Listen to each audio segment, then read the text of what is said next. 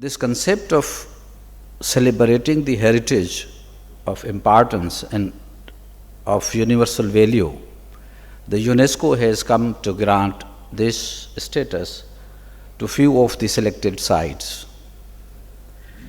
When we talk about Makli, Makli is one of the World Heritage designated sites, and this site has unfortunately been without its Sir John Marshall. Sir John Marshall reacted to the earlier reports of Archaeological Survey of India, and he came with all the force he could possibly muster. And it was Mohenjo-daro and Sir John Marshall which went like a campaign, and it was a sort of a military operation. He was with a lot of laborers and workers, and he started a huge excavation. So looking at the scope of the excavation and comparing it with the times and the activities which were going all around universally, this was a great effort on the part of Sir John Marshall. But look what happens to Makli. Makli was identified very early. 16th century historical accounts do declare Makli to be one of the venerated place designated for the burial of the very important and very sacred and holy and the worldly chiefs, kings and princes and queens. This recognition comes down throughout the historical phases, and during 18th century we have a wonderful account. Another veneration by Mir Ali Sher Khan Tatwi, he wrote a Masnavi about Makli. This is a love embodiment. He speaks about Makli from within his soul, and he inspires his readers about the very holy place of Makli, a necropolis which was thronged by the Thatta citizens on every occasion.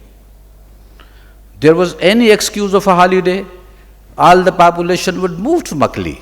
They will celebrate, they will picnic, they will be happy there, they will make merry and they come back. Thousands of graves and people are enjoying. Why? This celebration was denied to Makli subsequently, and the story is very sad. So the Makli is required to be studied in its full gala, and I do acknowledge that during last 3 decades I have been involved with Makli and its studies. And when subsequently I decided to give a shape of publishing the whole data and the studies, then I selected a very talented young fellows to be as a team, and I trained them as research technicians. Because the huge amount of the scientific work which is required to be carried out on such huge sites requires so many dimensions, and these dimensions are to be covered by very technical experts so that the beauty itself is reflected fully, comprehensively, and with very simple, legible methodology. So I acknowledge the research technicians, their assistants. They have been working on formally presenting the study into the shape of the printed volumes. So these were the young fellows, they are working on the project. The local historians, we talk that they were there and they were celebrating Makli itself, and the Europeans also did not lag behind. They had the mention of this site. Alexander Hamilton's 1699 reference to Makli is remarkable. Subsequently, the 19th century Ernest Trump and then Richard Burton, they made the references. With the inception of Britishers, Initially, the site was ignored, but in the early 20th century, it was declared protected under the protection laws. And the initial reference to the cartographical presentation of Makli, it was rudimentary, and it was simply like all the revenue maps. But instantly, the recognition comes from the UNESCO, and it was declared as the World Heritage Site later in the 20th century.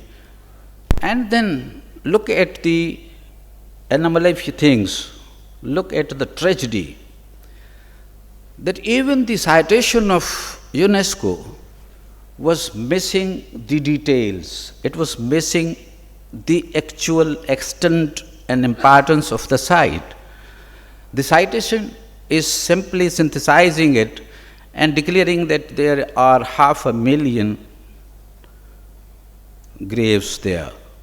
This is sort of cutting the local perception of 1,000,000 graves there into half.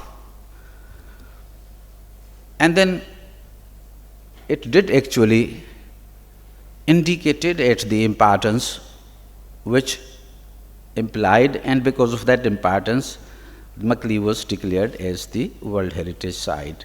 And no doubt, this site has the authenticity and the value, and it is required to be holding this place. Architecturally looking, we have a wonderful monumental buildings of various styles. It seems as if many styles from all over the region were coming and melting in one site. But it was not limited only to the buildings. It had a wonderful epigraphical extent to it. Every building which was there, which was embellished with a lot of beautiful words. And the major beauty of these words, as described by Richard Burton, was that these inscriptions were illegible. For him, it was really difficult to read out those inscriptions which were written on those buildings. And when we look at the architectural variety and the condition in which these buildings stands, there are so many issues about it, so many conservation issues looking at us, staring at us, and throwing a challenge of its conservation and preservation, and for which, if we look at the tremendous variety and the huge difference between the structures and their architectural applications, there are brick structures, there are stone structures. So these are totally different and also indicative of the fragility which is there associated with the human life. So I can term it similarly to the structures as well.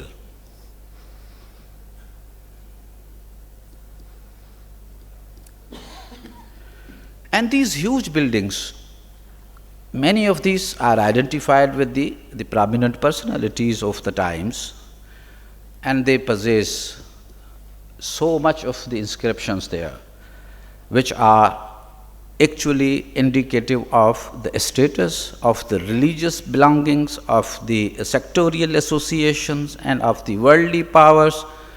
And these huge things are never reflected in any one of the write-ups which we sent to the UNESCO, or either UNESCO had any sort of project to reflect it fully. And they are looking at us, asking the government of Pakistan, the state partners, to provide the information to them.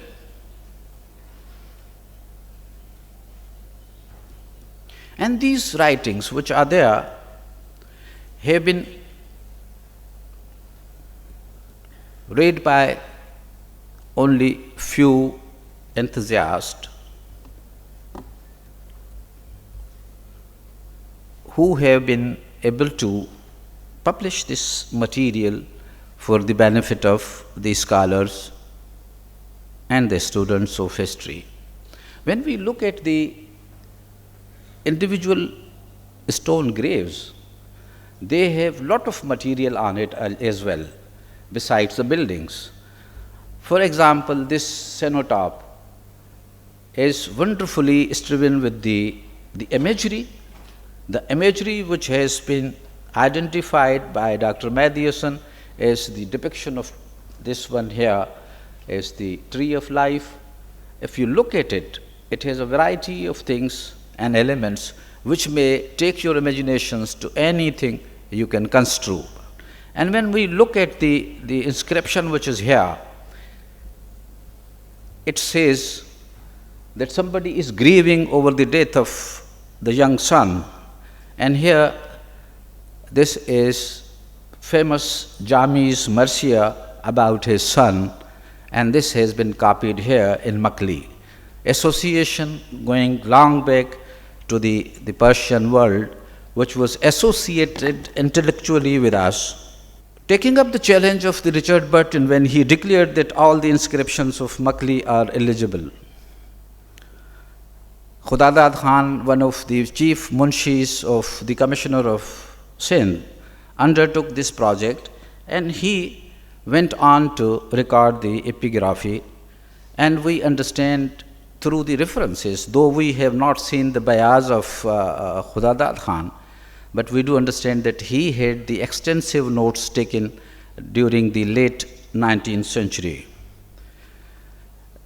In the earlier part of the 20th century, Dr. Muhammad Shafi, a real Orientalist scholar, came down to Makli on a day trip, and he had the capacity to see and record few of the inscriptions in a very systematic manner. And then subsequently nothing was there. In the 50s, Mahbub Ali Channa, an educationist and a scholar from Sindh, he went to Makli, and then he started jotting down the notes. These notes were published in 1955, serialized in one of the magazines.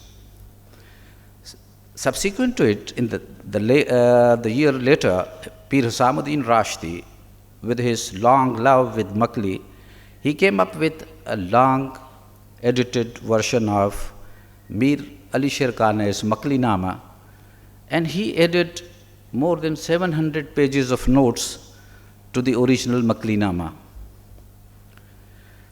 In the 70s, Mufti Tufail Ahmed went on to make few corrections in the readings offered by Pir Husamuddin Rashdi.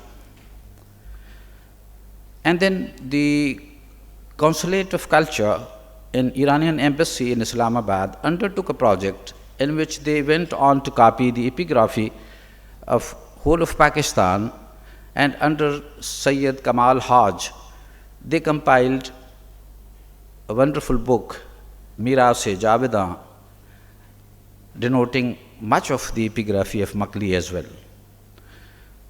And later in the 90s, the Department of Archaeology had a brave effort, and the young officers went on to have a 2 weeks outing at Makli, and they brought few inscriptions and they published it. These, when we look at the readings, the quantum of inscriptions which is available is so high that it crosses figure of 2000. But when we look at the scores, we can compare the readings which are available with us is like this, the yellow color, and the quantum is shown by this bar which is crossing 2000. So all the inscriptions which are read here, the maximum goes to the Department of Archaeology's credit. They have some 240 such 253 inscriptions read by them and published. When we look at the area from where these readings were taken. So here we have the Mufti Tufail Ahmad's account. Here he covers these areas. So he has given the inscriptions from this. This is the Makli, and this is the highway crossing Makli and dividing it in two parts. This is the northern part, which is declared protected by the Britishers and then subsequently by the Department of Archaeology, and is being taken care by the department. And Mehboob Ali Jinnah's inscriptions here, and Mehboob Ali Sahab had the audacity to come down here and also have the reading of this one.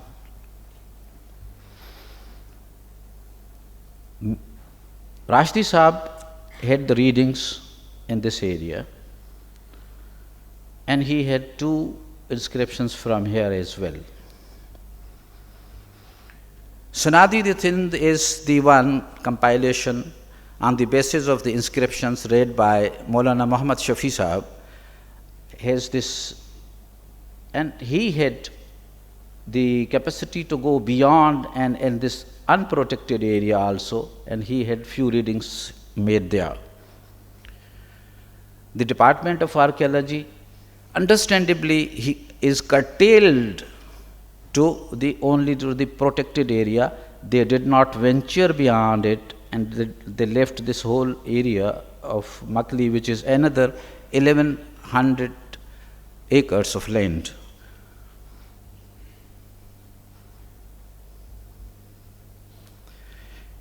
And here is the quantification where all these inscriptions are.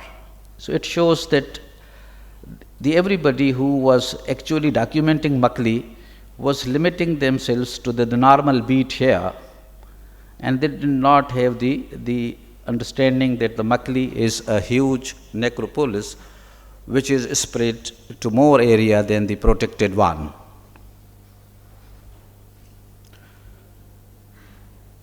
And we are talking about the inscriptions and the monuments. The cenotaphs are basically the things which carry more inscription than anything else. And we went into identifying the types of cenotaphs. So here they are divided into the major kinds: those having the blank borders and with the designed borders, and these borders are designed with the arabesque designs, and those having the head stela, those one having the chain motifs and the keel type. So these cenotaphs are broadly divided into these patterns. And when we look at the Makli's position, these cenotaphs are mostly dated, and we have divided the dating in 50 years periods. And here you can see that of all the cenotaphs which are there, 45% of these are undated. The remaining is divided into the periodic position.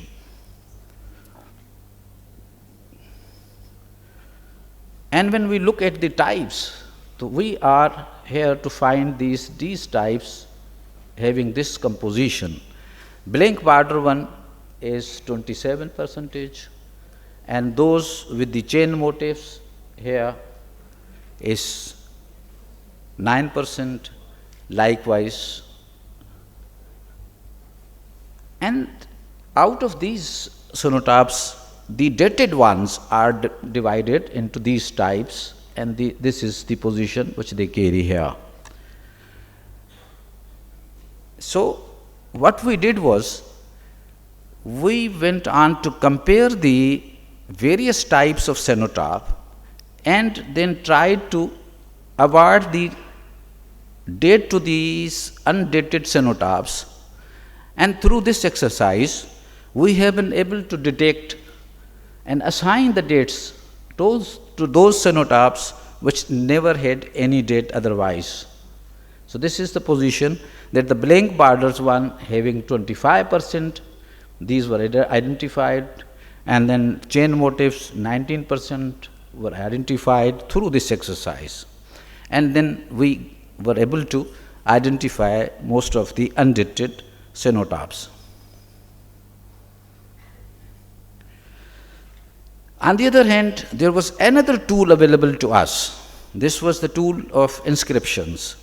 So the composition of the content of inscription was another indicator through which we can possibly date the undated cenotaph. So through this exercise, we identified that all the inscriptions which are there are divided into the actual writings which are there. It is the Holy Quran, various surahs of Holy Quran are there, Kalima is there, and then Basma, Bismillahir Rahmanir Rahim is also there. The names of Asma-i Husna, the names of Allah, various characters and denominations are there. And likewise, we have the Persian verses on it. We have Drood, Bardawazda, Imamin, Wohe, Nadi Ali is there. So these various inscriptions were identified, and once these are dated, we have charted this. And through the analysis, we found out that the Ayatul Kursi is the maximum inscription which is available. Here you can see that 250 Ayatul Kursis were found inscribed on various cenotaphs. Likewise, Kalma is the most popular inscription which is there. And then Al Imran, Surah Al Imran is the one which is following in the gradation. And when we look at the position of Nad Ali here, it has a lesser amount. And here the Asma-i Husna, the various names of God, Allah, the quantification is there. And through this quantification,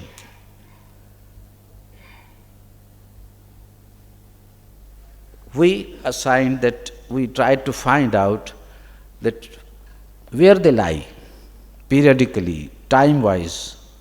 And we noticed that there is some sort of a pattern. There seems to be a fashion where a certain time period has preference for certain surahs. So we thought that why shouldn't this indicator be used as one of the dating methodology? And through this, we realized that when we are looking at it here, we can find out that, yes, in various category time frame, we have what sort of material written there. And through here, the legend here will say that Asma-i Husna, where it appears, Drood Bardawaz, the Imams, where it is mostly appearing, Nad Ali, where it is found. And here we have the sort of the bar, which is describing all the undated surahs. So most of these are here reflected in this chart. So why couldn't this possibly be implied for matching? So here we went on to try different combinations of surah, because sometimes a cenotaph contains more than 9 types of inscription. Sometimes it is comprising 4. Few are such that they have the 2 combinations. So when we looked at the combinations, here you can see that the dated ones, this bar, which has the Kalima, Surah Mulk, Surah Zumur, and also a Persian verse. So we when compared it with the undated, so here the chances are here that these can be dated here with these bars. So these can fall into this particular time frame. And then Ayatul Kursi combined with Mulk and Al Imran and Qasas and Basma has this sort of result.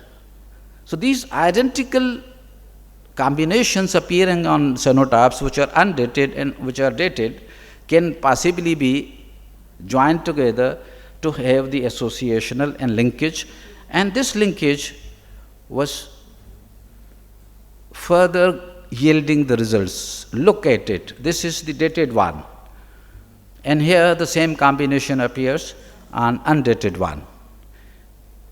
So it is giving a probable date to it. Look at it. It has the Ayatul Kursi, Zumar and Basma. It is dated. And then this is undated. So much similar, such application of arabesque and the same surah appearing, and this is another combination, Ayatul Kursi coming along, Mulk and Bismillah and Qasas. It is dated, and this one is not dated. But when we are looking at the structure and looking at the type of the cenotaph, it is more or less giving the date.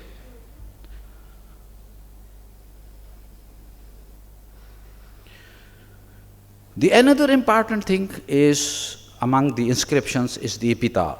As you all know that it is a funeral information, it is a funeral statement which describes, gives the name and most probably the date also of the person who's buried.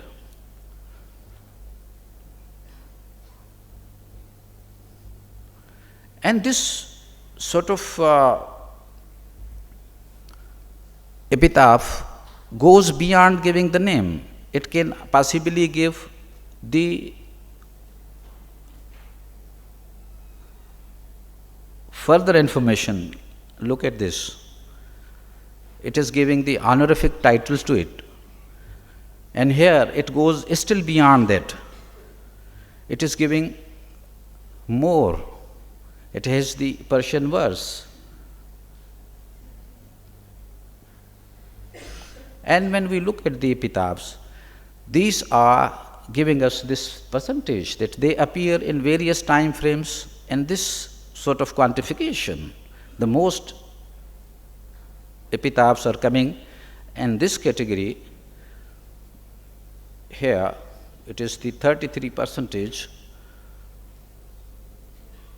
and it is 951 to 1000 of Hijrah.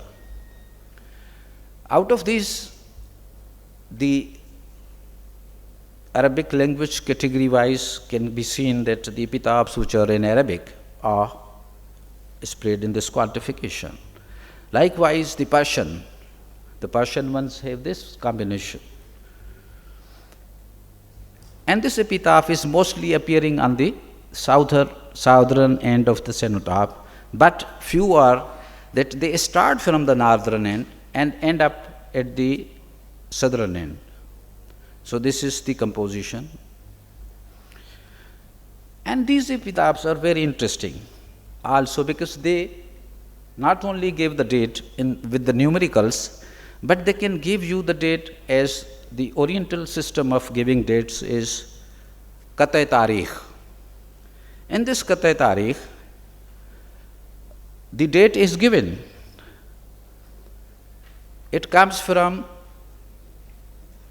this Qat-e Tarikh says, Bijustam az khirad tarikh u goft, mapurs azman, bepurs az daag dilha.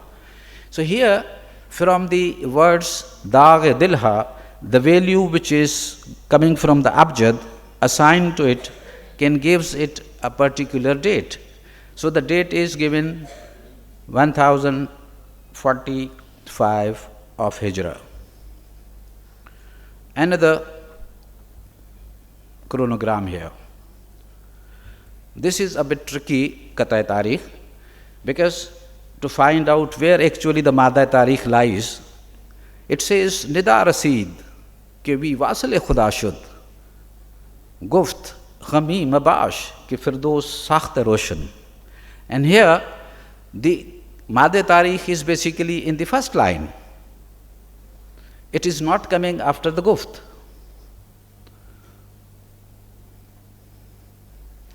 This is basically the chronogram, which is one of the wonderful art of branch of literature. And here we have another one. Raft as Inja an Niyaz नौजवान मुर्ग रूह ऊ सूए उकबा शुद साल फोतश राचू जुस्त मकल गुफ्त ऊ मुकीम जन्नत आला शुदे. And here, when we compute this, the value coming from here gives the date of 1070 of Hijrah. And these are sometimes not so easy to compute, because there are sometimes very difficult, industrious compositions.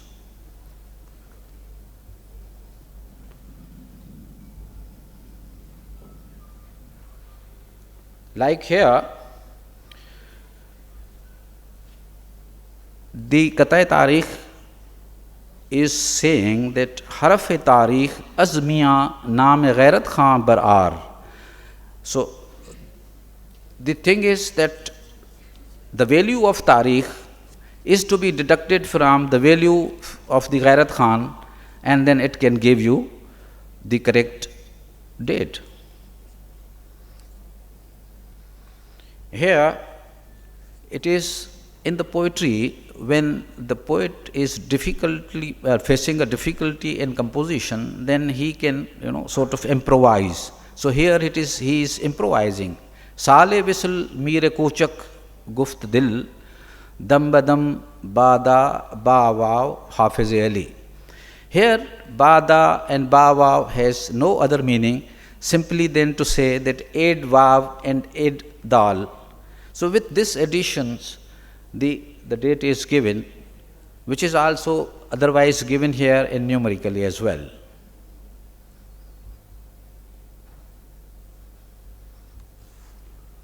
Another Qat'a Tarikh, which gives us the value from the last line, and this computation gives us the date, which is also confirmed by the date indicated here numerically on the inscription as well. So when we look at the chronograms and its frequency, we can find out that in the Makli, previous to the Arghuns and Tarkhans, there was no chronogram found. So the Makli during its initial 400 years had no chronograms, and these chronograms start appearing afterwards. And this chart is very, very illustrative. And if we look at the inception of various groups of population into the bureaucracy and hierarchy and the valuable positions in the society, we have much more detailed interpretation coming through. And besides this, we have, if we look at the decorative part of the Makli, we have much of arabesque coming, the variety of calligraphy coming in, and this is much interesting. We shouldn't be going into the details of it, but it is ample even to have a look at it and understand that how rich Makli is when we are talking about the calligraphical variety, the various styles of script. Here is Raka, and it is appearing in the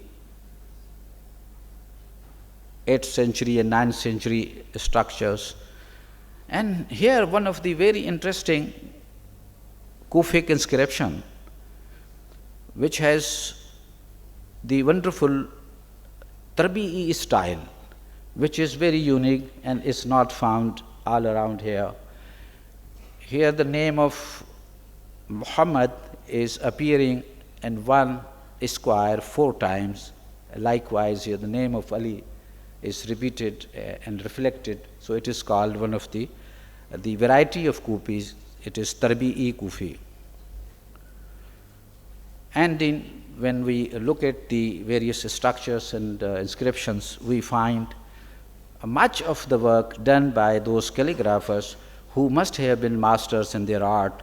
And when they were faced with a challenge, they can come up very well. Here, the space constraint was so beautifully dealt with that it even looks wonderful to look at the the slight position here when they are basically